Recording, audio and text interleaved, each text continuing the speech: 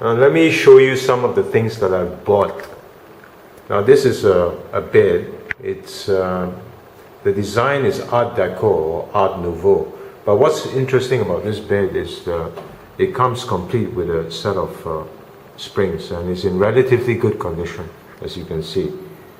And these springs and this whole construction weighs a ton, trust me. It took nearly 4 people just to carry this bed in. And these hinges here, as you can see, it's actually cast iron. And that's important because you can bang away like a jackhammer and you won't even wake up your neighbors. Very interesting design, and something that I will not have much problem selling in the internet.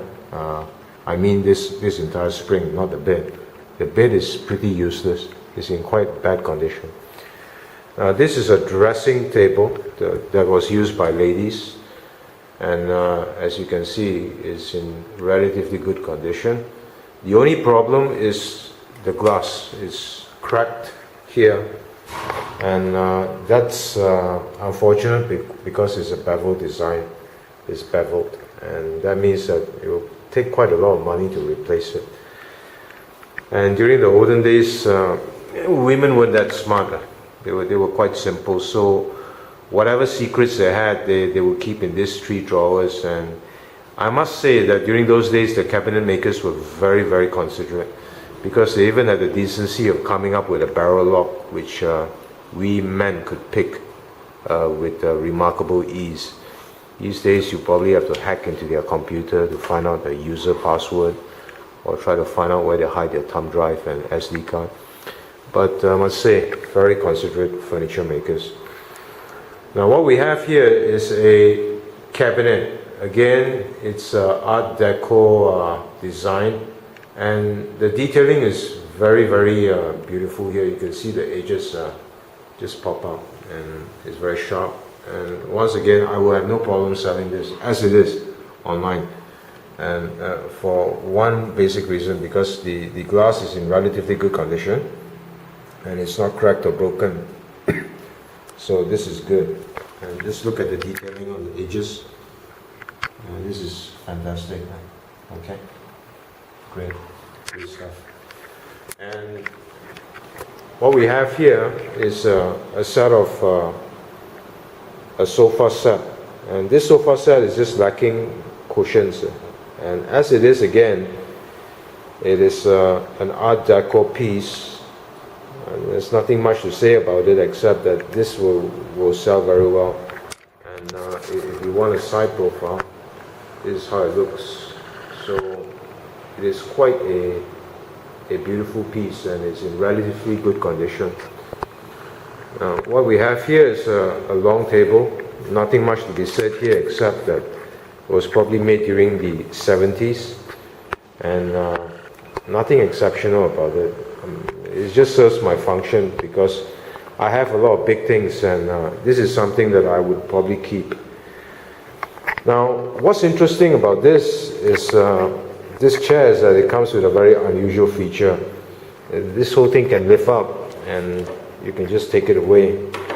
And it's a nice conversation piece, but why should it lift up? I have absolutely no idea, but I'm sure there must be a logic to it. And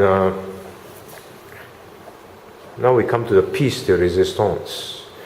This is a table, but it's not any table. It's a seafaring table, what you call a captain's table.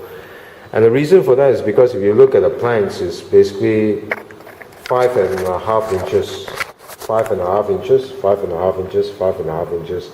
And this was the unit of measurement that was preferred by the British Navy. So this particular piece here, I can say with a high level of certainty, probably was on board a schooner or a clipper, a type of sailboat. And the reason why I'm so sure about it is because when you look at the underside, here, you find that there are actually these triangular grooves. And these triangular grooves are ways and means for people to actually strip the table down to a size that allows it to be taken through those narrow doors that you find in ships. So this is a very, very interesting piece. And it must have, in the course of its lifetime, found itself in a plantation, because what you have here is a very interesting feature. Now you have two locks here, and this would suggest to most people that somebody must have lost a key here, so they just decided to abandon the whole idea and they drilled another hole here. Well, nothing can be further from the truth, because what you have here is essentially a dual key security latching system, whereby you have one key that's held by the estate manager, the other key that's held by the estate supervisor, and both have to be present to unlock this drawer. And this was where the cash was kept. And during payday, what they would do is they would take this table out, put it beneath a tree, and all the workers would stand in line and they would just pay them. This was how politics was conducted in the plantation during the colonial days. So this is a very interesting piece that I shall most probably keep. And that's it. I hope you enjoyed my review.